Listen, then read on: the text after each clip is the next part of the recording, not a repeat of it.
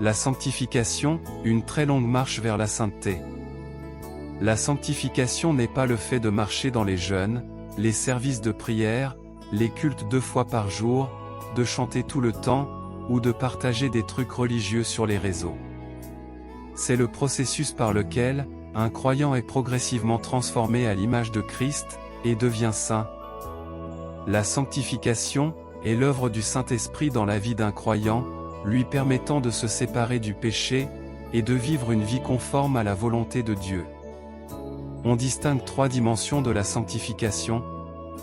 1. La justification, c'est le moment initial, où le croyant est déclaré juste devant Dieu, grâce à la foi en Jésus-Christ.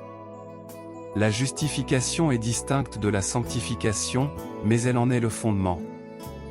2. La sanctification progressive, c'est le processus continu par lequel le croyant grandit dans la sainteté, devenant de plus en plus semblable à Christ.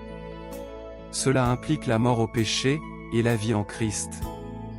3. La sanctification finale, c'est le moment où, à la mort ou au retour de Jésus, le croyant est entièrement sanctifié, et libéré de la présence du péché. Bien que la sanctification soit une œuvre de Dieu, les croyants sont appelés à coopérer activement avec le Saint-Esprit dans ce processus. Par la prière, par l'étude de la parole, par la communion avec d'autres croyants.